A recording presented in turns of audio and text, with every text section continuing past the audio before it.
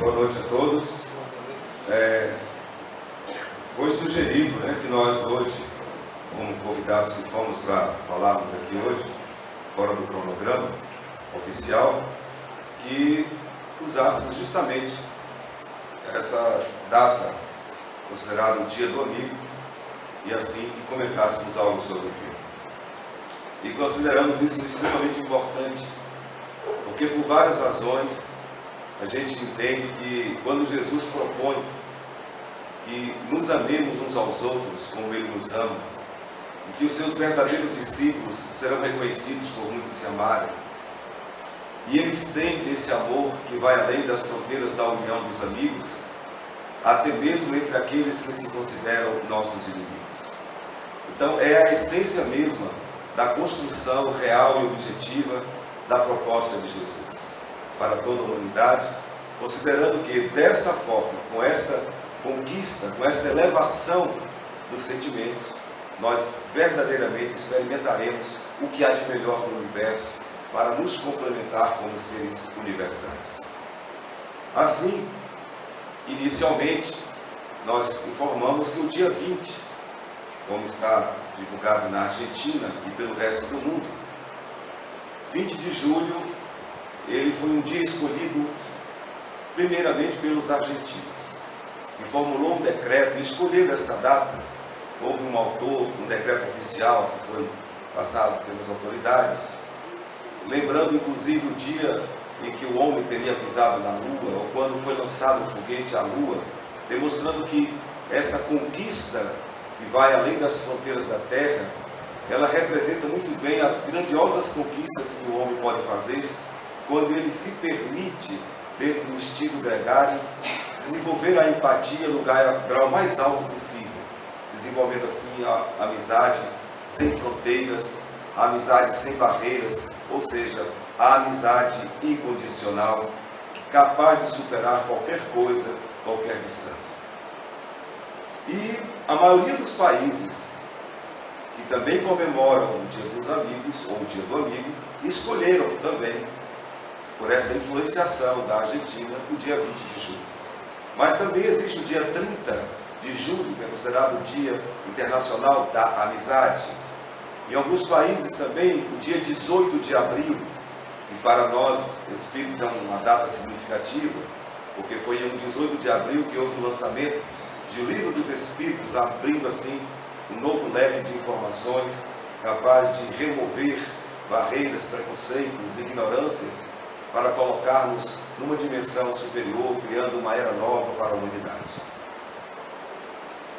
Assim, o que se observa também em relação à amizade, em termos mais subjetivos, são as pesquisas que a cada dia mostram os efeitos no próprio ser humano, no seu organismo, no seu psiquismo, no seu campo emocional, e sabe-se que, mais recentemente, de forma muito oficial e científica, acompanhada, objetiva mesmo, a década de 1930 marcou na Universidade de Harvard, Estados Unidos, pesquisas que não se encerraram, e até hoje elas são feitas nos Estados Unidos e outros lugares do mundo, mas nós retiramos um material que foi publicado na revista super interessante de fevereiro do ano de 2011, falando exatamente, entre outras coisas, de algumas informações que vamos passar aqui aos senhores. Desde lá, da década de 1930, o que se foi percebendo, analisando pessoas, é que a amizade, ela tem um efeito extraordinário no bem-estar do ser humano. Hoje já se sabe, por exemplo, que existe um hormônio chamado ocitocina, que ele é produzido naturalmente pelo nosso organismo e ele se reproduz de maneira ainda mais acentuada nos primeiros anos de nossa vida, nas primeiras décadas. E é por isso mesmo que esse hormônio, que tem um efeito contrário da adrenalina, ele nos remete a buscarmos conhecer pessoas, conhecer lugares, visitar circunstâncias renovadoras. E a cada novo contato, a cada novo conhecimento, esse hormônio se estabelece e gera uma reação imediata de tranquilidade.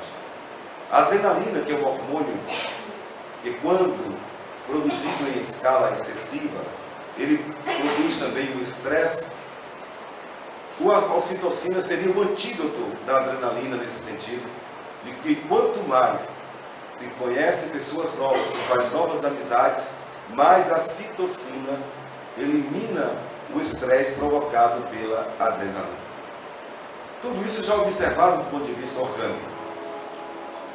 Em O Livro dos Espíritos, quando ali se apresenta a lei de sociedade como uma das leis de Deus, os Espíritos nos remetem a pelo menos 500 anos antes de Cristo, falando-nos de uma proposta de se observar no ser humano um instinto natural, chamado de instinto gregário, que é uma reação, como eu disse, natural de todos os seres humanos, de se buscarem, de se entreajudarem, de se tocarem, de buscarem o contato.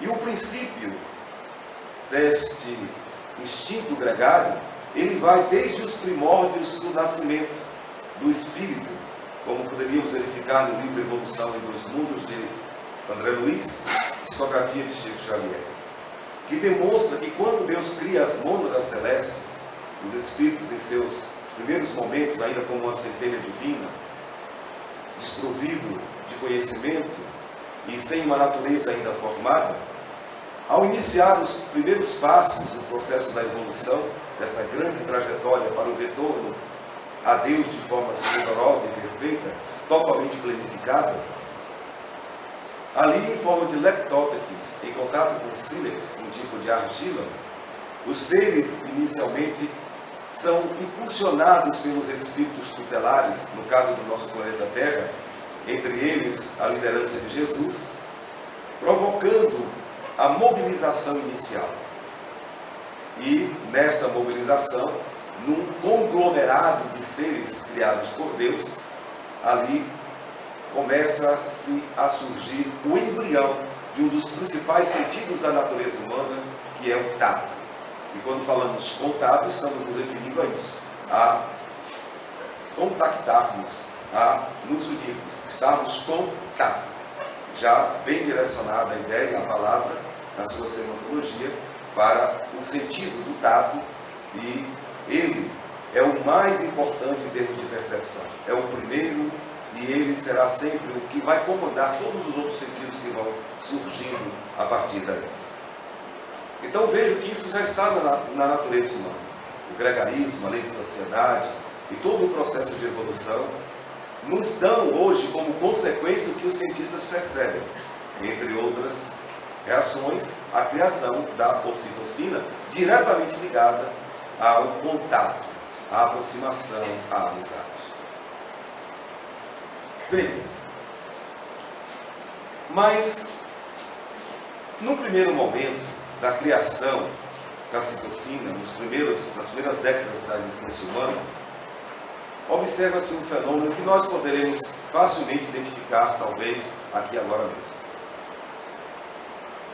Como a ocitocina gera uma sensação de tranquilidade, diminui a pressão arterial, enfim, dá aquela sensação de serenidade, como se a pessoa tivesse tomado um chazinho calmante ou coisa parecida, é muito comum que haja uma busca constante para se desenvolver novos amigos. E nessa busca de novos amigos, a ocitocina vai sendo gerada e a pessoa tem uma sensação de prazer.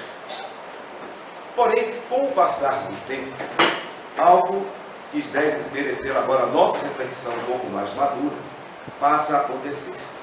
Aqueles primeiros amigos, os primeiros contatos da influência gregária e da influência do hormônio ocitocina, eles acabam ficando esquecidos. Com o passar do tempo, os velhos amigos perdem a importância porque estamos naquele processo ainda de sempre buscarmos novos amigos para continuarmos a sentir aquela sensação agradável. Porém, com o próprio passar do tempo, a natureza perfeita, como é criada por Deus, da fisiologia humana, faz com que a ocitocina ela seja gerada em quantidade menor. Então a pessoa, com o tempo, ela já não tem vontade desenfreada de todo dia fazer novos amigos. Porém, nesse momento, ela pode passar por uma situação assim. Perceber que não soube conservar os velhos amigos, priorizando sempre a novidade, e se deu conta que ficou só. A amizade não evoluiu para uma estabilidade, para uma consistência, onde valores importantes como o respeito, a confiança, passassem a efetivar aquele relacionamento. E quando a pessoa vai perceber isso, muitas vezes, já é tarde, já perdeu os melhores amigos. Mas independente dessas conclusões que chegam com o tempo e a experiência de vida, vamos continuar buscando novos amigos para que o efeito hormonal nos dê essa agradabilidade, esse conforto psíquico-biológico. Mas a pesquisa vai nos mostrando coisas assim. Quem não consegue, quem se isola, que é um dos assuntos tratados na lei de sociedade, quem vai contra essa lei natural de buscar novos amigos, fica de tal forma em desacordo, em desalinho com o processo de evolução, que produz em si mesmo desordens, disfunções psíquicas, afetivas, sem precedentes. Que pode ser de uma simples fase de isolamento passageiro, a uma depressão profunda e até mesmo ao suicídio, a um total desinteresse e descrença nos outros, na vida, nas pessoas e em si mesmo. O que a pesquisa mostra é que, para que a gente mantenha um mínimo de equilíbrio desse hormônio, que é importante para o conforto orgânico, deveríamos ter, no mínimo, 4 amigos. Amigos de verdade, como disse a canção. Disse a canção? Eu estou misturando a canção? Amigos de verdade, acho que é outra. Amigos para sempre. Amigos de verdade, acho que é aquela que foi gravada por Sandy Júnior, né? Uma coisa assim. Chitãozinho Chororó, de família. Vejam bem. Deveríamos construir pelo menos uma consolidação de 4 amigos no mínimo para nos sentirmos confortáveis sentimentalmente. E isso não é uma tarefa muito simples, porque diante dessa vontade de estarmos sempre trocando de sensações e buscando sensações novas, a gente não deixa a sedimentação da amizade se confirmar. Isso serve para todos os relacionamentos, em todos os níveis. Como diria a canção popular, pedra que muito se muda, não cria língua jamais. Isso é de uma profundidade extrema. Lao Tse Confúcio, o grande pensador, ele se referia à amizade com a seguinte proposta: quando estamos no sucesso, nós vamos verificar uma grande quantidade, sublinha-se a palavra, uma grande quantidade de amigos. Mas quando estamos no fracasso, nós vamos ver apenas um ou outro. Nesse caso, teremos a qualidade. E dentro dessa expressão, o que se observa no momento atual, em que a facilidade de comunicação aproxima as pessoas pelas redes sociais, nota-se essa euforia extrema que hoje está sendo estudada pedagogicamente pela Unesco, para se entender exatamente que fenômeno é esse, para onde ele está nos levando, até onde temos vantagens e desvantagens. Mas um ponto é certo: a rede social, essa comunicação rápida, faz com que a gente continue naquele processo inicial de desenvolver a ocitocina. É uma fotinha daqui, uma mensagem dali, alguém que mandou um clipe diferente, e todos vão compartilhando, e os grupos vão passando aos milhões, e quando a gente percebe que são muitas pessoas fazendo a mesma coisa, cria sim essa euforia. Não é à toa que as pessoas ficam ali plugadas o tempo todo e com euforia, porque há um processo hormonal sendo constituído. Porém, lembremos, é apenas uma fase inicial da amizade. E se a gente se viciar nesse processo, um dia já parece um século, já queremos uma coisa nova. E tem que ter uma coisa nova, e postar outra coisa nova, e uma foto nova, e assim por diante. Então vamos ficando numa situação refém de algo que parece bom a princípio, mas acaba sendo possivelmente uma barreira para que construamos amizades verdadeiras. Porque uma das coisas também observadas é que ao longo de muitos anos, passadas as fases iniciais, todas explicáveis, do ponto de vista da genética, do ponto de vista pedagógico, antropológico, muitas vezes a pessoa vai constatar que o único amigo que ela teve foi o seu amor, e nada mais. Foi o que restou.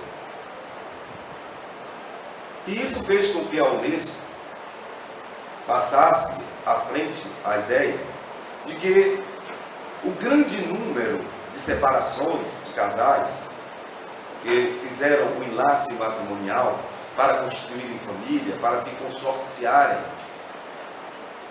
civilmente, socialmente, religiosamente, as grandes separações, e a grande maioria delas, acontecem porque a novidade deixou de ser novidade. Então aquele primeiro momento hormonal da ocitocina passou. E aí já não se olha mais para o outro com a mesma alegria, porque a sensação modificou. Aí, não consolidando, através de outros valores, o que seria a verdadeira amizade, é uma questão de tempo, para que um não suporte mais a convivência do outro. E essa pesquisa citada aqui por nós, não feita apenas na Universidade de Harvard, mas também na Universidade de Princeton, na Universidade de Duke, mostra que a maioria das pessoas, especialmente nas primeiras décadas de vida, a maioria passa o maior tempo fora da família, porque sente muito mais prazer em estar com os amigos.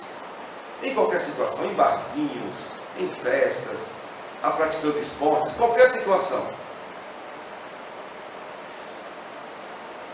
E isso se vê naturalmente hoje nos processos da rede social, onde aquela frase que já comentamos aqui outras vezes, que é refletida pedagogicamente também, com uma certa preocupação até,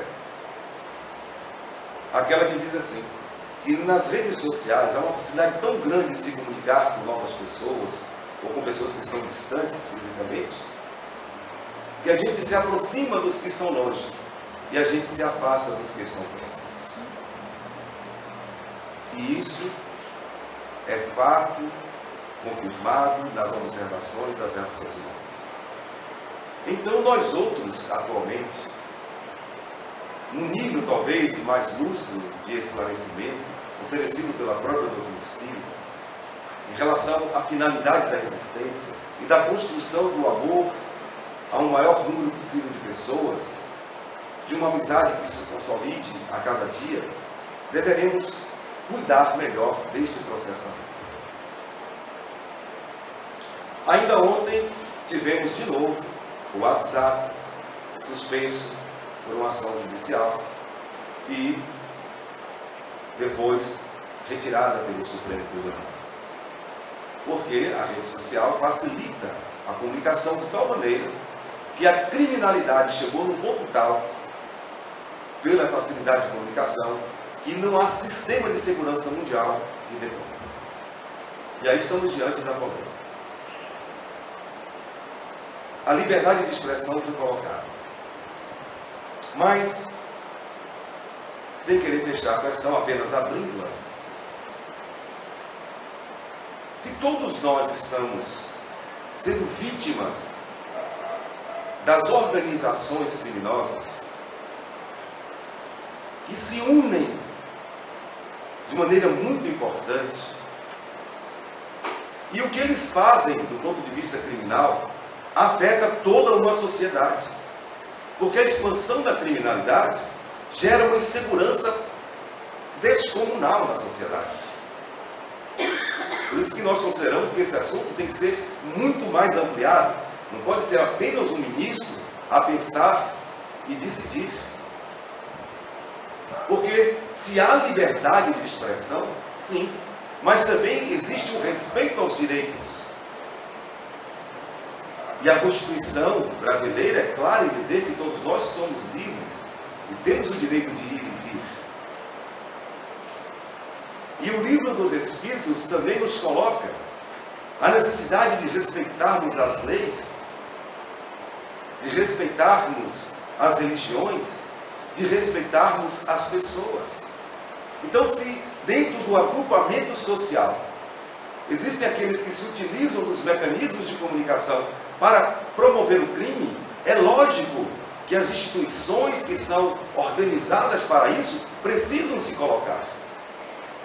E precisa exigir, sim, que não só o WhatsApp, qualquer rede, no caso é americana, ela tenha sim que fornecer informações precisas, seguras, sobre o crime que está sendo cometido através daquela rede.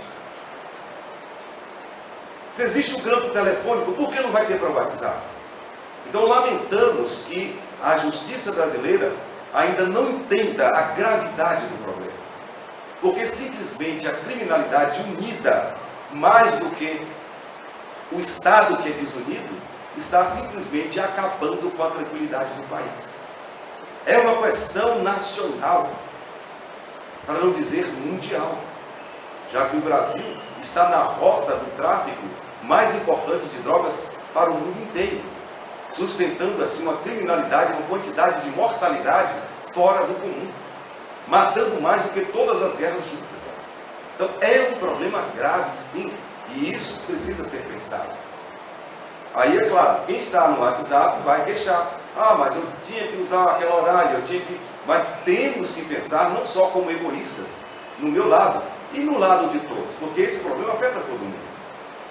Então quem está sendo amigo de quem? Nós estamos, em nome da liberdade, sendo amigos da criminalidade. Nós somos livres, sim, para fazermos o que nós quisermos de nossa vida. Mas a nossa liberdade não nos dá o direito de retirar, coibir, prejudicar a vida do outro. Ao contrário, é um dever nosso preservar a vida nossa e de todos. Isto é ser amigo, é ser respeitoso. E a gente precisa mobilizar em relação a isso. Eu me refiro, inclusive, às pessoas que estão utilizando a rede social, que se manifestem. Não pensem só no nosso momento, de que eu preciso da rede a qualquer momento para falar. Eu estou sendo prejudicado, sim, e o todo da questão, como é que fica? Não podemos fazer passeatas para tocar nessas pessoas, porque tudo é virtual, mas nós podemos, sim, do mesmo modo virtual, protestar. Seria interessante que os próprios usuários dissessem não. Se o WhatsApp não fornecer os elementos para combater o crime, não usaremos mais esse processo. Logo, logo vai surgir um outro concorrente que vai apresentar a mesma proposta e vai derrubar o outro de lá. Isso tudo virtualmente sem precisar de briga. Mas é preciso que a gente se posicione. Porque uma sociedade inteira, um país inteiro, está sendo prejudicado de maneira muito grave.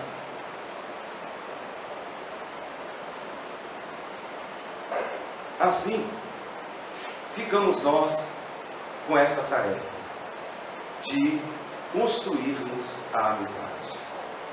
E praticamente todos nós temos uma sensação de que nessa área somos incompetentes. Há momentos da vida que a gente olha para um lado, olha para o outro, para cima, para baixo, enfim, e parece que não temos nenhum amigo. E estamos absolutamente sós. É nessa hora que também o Evangelho segundo o Espiritismo nos chama a atenção para que, quando isso acontecer, porque é próprio da fase evolutiva, pouco evoluída do ser humano, que está no planeta de prova e expiação, por não termos ainda essa condição sublimada de desenvolver a amizade, e por nos sentirmos a sós, não deixemos que a angústia se estabeleça em nossa alma. Lembremos-nos de Deus. Deus, sempre, em todos os momentos. E aquele que Ele incumbiu, que Ele enviou como o Espírito responsável por pelo menos 30 milhões de almas que utilizamos esse planeta Terra como escola de evolução, o Mestre Jesus. que, como diz sempre Joana de Ângeles, é o amigo incondicional de nossas vidas. E ele nos proclama que tentemos nos amar uns aos outros como ele nos ama, ou como ele nos ama. Esse passa a ser ainda um grande desafio. E assim ficamos a pensar: como estamos trabalhando as nossas amizades? Na aula do curso básico passado, uma aluna nos trouxe um material que é complementação, inclusive, desta pesquisa que estamos apresentando, falando do abraço. Do quanto que o abraço também fortalece o nosso sistema imunológico, assim como as amizades, criando estruturas nas células sanguíneas que vão nos fortalecer para o enfrentamento de tudo quanto é dificuldade da vida, inclusive as infecções oportunistas. E nesse mesmo processo, nessa mesma pesquisa, se mostra que quanto mais nos abraçarmos, mais fortaleceremos o nosso sistema imunológico. Seremos pessoas mais saudáveis. As pessoas que se isolam, portanto, contrariando a própria lei de sociedade, elas diminuem as defesas imunológicas. E assim nós somos incentivados a nos procurarmos mais, porque esse é o caminho natural. A união, a aproximação. As pesquisas vão muito além e mostram coisas do tipo: se você estiver trabalhando num local onde ninguém ali desenvolveu amizade, você vai se sentir muito mal naquele local. Você vai querer sair do trabalho. Mas se você tiver ali pelo menos 2 ou 3 pessoas que são amigas, vão aumentar os percentuais de alegria de estarem apresentando-se ali naquele local de trabalho todos os dias. Então os ambientes internos de trabalho precisam também desenvolver a amizade. Mas o triste dessa pesquisa é dizer que cada vez mais as pessoas querem distanciar-se, querem distância dos seus familiares, procurando sempre novos amigos e cada vez mais distantes das pessoas da família.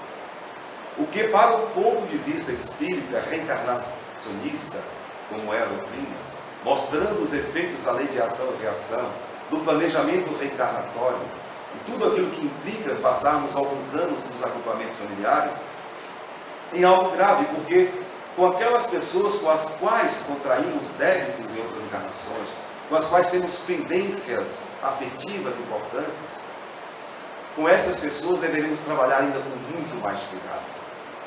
Não devemos substituí-las por estarem há muito tempo conosco, por novos amigos a cada dia, mantendo-nos um tempo importante fora do ambiente doméstico. Também se fala que as pessoas que passam largo tempo de suas vidas trabalhando para ganhar dinheiro, sem investirem na família e nos amigos, essas pessoas também vão viver infelizes, entediadas, tristes e também com propensões a doenças cardíacas e outras tantas correlacionadas. Vejam que dentro daquilo que vamos encontrar no Livro dos Espíritos, sobre a lei de sociedade, sobre a informação do gregarismo, sobre a informação do contato que vem desde os primórdios da nossa evolução. Se nós não percebermos isso e não trabalharmos isso de forma consciente, corre o risco de nós terminarmos a nossa existência como pessoas extremamente infelizes, isoladas, com a sensação de que ficamos aqui a vegetar, não produzimos nada de valor. Vivemos apenas na superficialidade. Então, a reflexão maior é essa.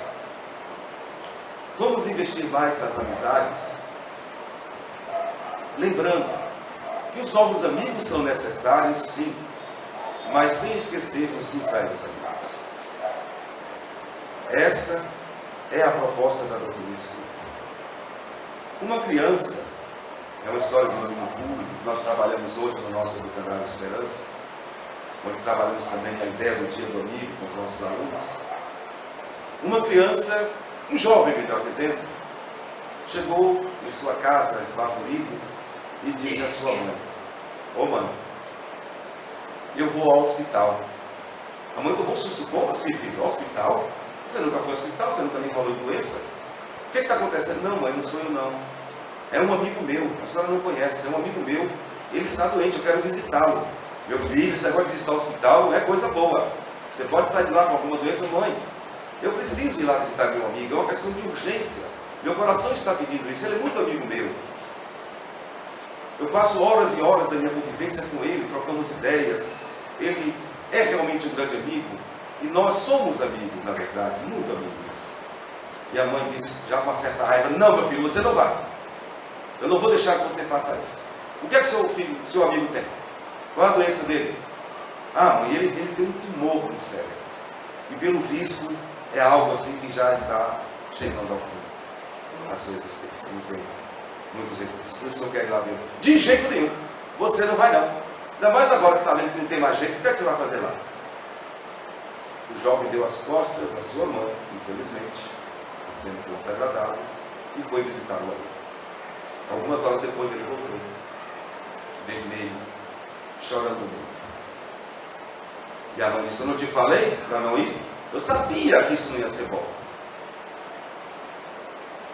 O que foi que aconteceu? Como é que está seu amigo?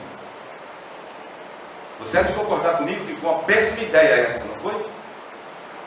E ele cabisbaixo, chorando, disse, não, mãe. Foi uma ideia maravilhosa, não tem problema. Ele não tinha ninguém ao lado dele. Eu fui a única pessoa que me apresentei nos últimos minutos da sua existência. Mãe, foi tão bom vê-lo sorrindo, agradecendo a minha presença, reconhecendo que ele realmente poderia morrer feliz, porque ele tinha conseguido fazer um amigo de verdade, o único que esteve ao seu lado nos últimos instantes da sua existência. E é assim. Está aí o desafio, está aí a proposta divina, está aí a proposta de Jesus. Que nós tenhamos a sabedoria para construirmos verdadeiras amizades. Muito obrigado a todos pela respeitosa atenção.